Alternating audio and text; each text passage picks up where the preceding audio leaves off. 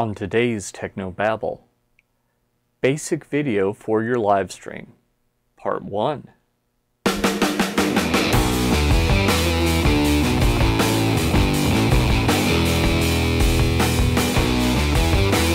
This is Technobabble, your weekly source for church video and graphics news, perspectives, tips, and tricks.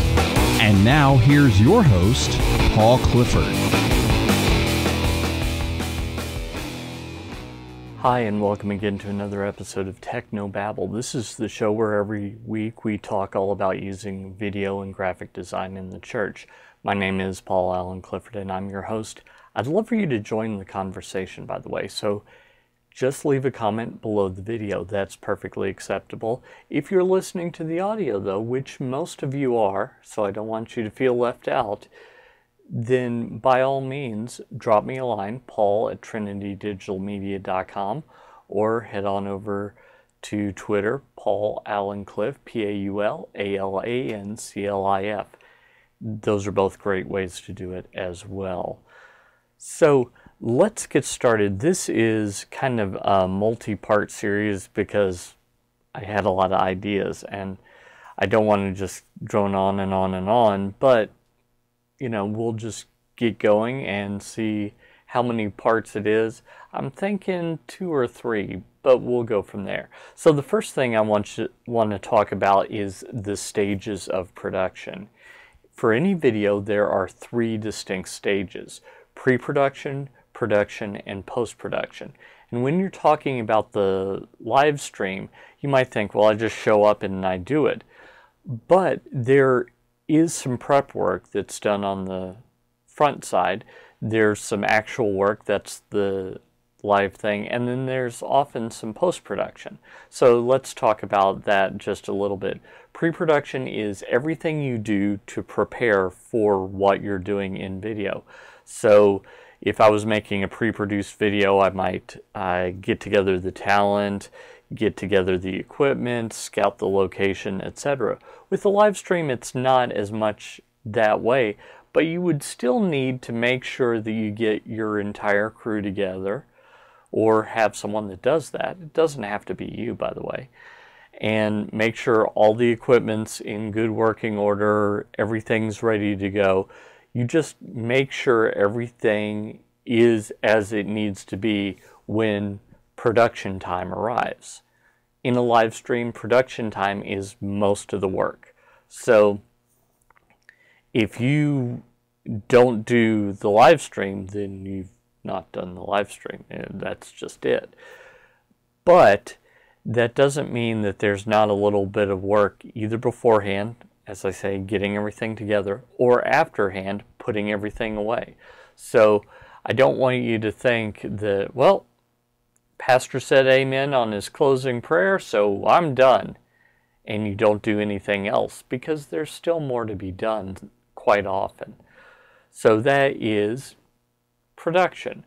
Post-production is everything you do after you actually do it. So it might be the case that you recorded the video while you were doing your live stream and you need to upload that to YouTube, for example. Could be that it needs a little minor editing. Could be it needs some major editing. I don't know what you do in your church, but that's something else that I want you to consider, is how much work needs to be done at the end. It could be that it's just shut everything down and leave. If you're in a situation where that is, not a problem, just keep that in mind. So those are your 3 stages of production. Genre.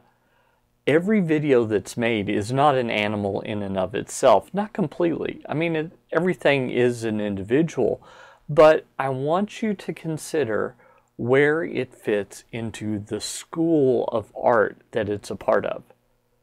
You see, shooting the Super Bowl is different from shooting your church, which is different from shooting a concert, which is different from shooting late night television. But all of those can be live, or at least appear to be live. So it's really interesting, at least I think it is, that people just think, oh yeah, we just start it, we stop it. No, it's a different genre. So look for similar things in culture and emulate the skeleton of it. You're not reinventing the wheel. You're not saying, well, we need a new animal, so let's start out with duck feet. Let's make it furry, but I still want it to lay eggs. I mean, that's how you get a platypus. And of course, that's a joke.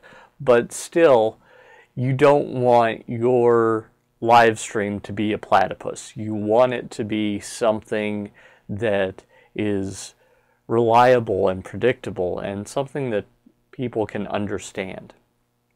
Next, let's talk about audience. It really matters who you're shooting for. So, like at my church, we use one camera feed, well, one iMag feed, video feed, to do multiple jobs. And that's for multiple audiences. So it's for the people in the church building that are going on. It's for our campuses that are at some distance away. And it's also for the live stream. And each of those audiences has distinct needs.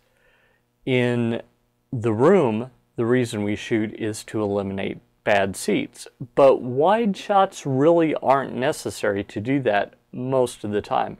A few thrown in is fine. Sometimes it does help with sight lines to get a sense of what's going on so you're not looking behind you and doing things like that. So that does matter, but it's not the case that they need a lot of wide shots. But your online audience doesn't need a lot of wide shots either, because they tend to be watching on either smartphones, tablets, etc., or they're watching on a computer. So they really don't need a big wide shot where you can't make out any details whatsoever. Not too often. But what they might need, your audience in the room doesn't need, is shots of people in the audience to help kind of bring them in.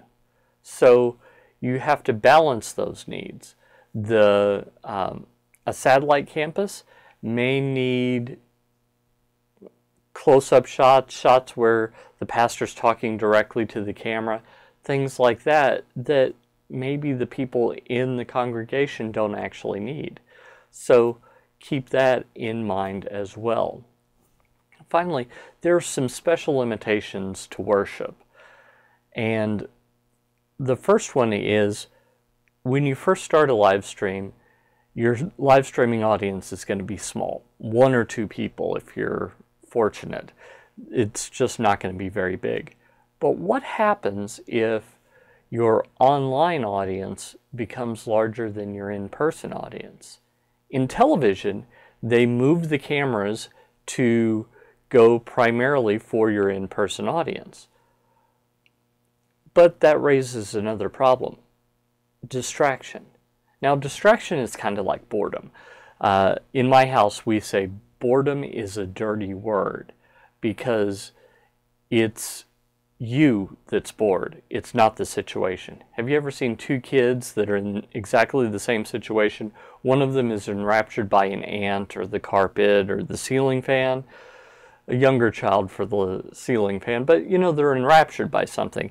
The other kid, I'm bored. There's nothing to do. No, the situation is not boring. How the kid views it is what's boring. Distractions are like that. Now, there are universally distracting things. A gunshot in a quiet room is going to distract everybody that can hear. Someone streaking across the auditorium, going to distract everyone that sees it. But that's not to say that there aren't some things where it's not universally distracting. You'd be surprised how many people don't notice a cameraman on a stage, on a podium, whatever we want to call it. I've heard it called altar, but we don't sacrifice animals on ours. So they just don't notice that because they're looking at the screen, not what's actually in front of them. It happens all the time. So distractions are something you've got to keep an eye out for. Keep an eye out especially for the universally distracting ones, but not everything is distracting. Well, I hope that helps you. I hope that that answers some questions about video for a live stream. We're going to dive back into that next week. But until then, I'd love for you to head on over to trinitydigitalmedia.com/gifts and pick up your free gift that I have for you, including a video course, and get on my newsletter where I'll send you stuff every week absolutely free. So go ahead and do that. Until next time, this is Paul Allen Clifford with trinitydigitalmedia.com.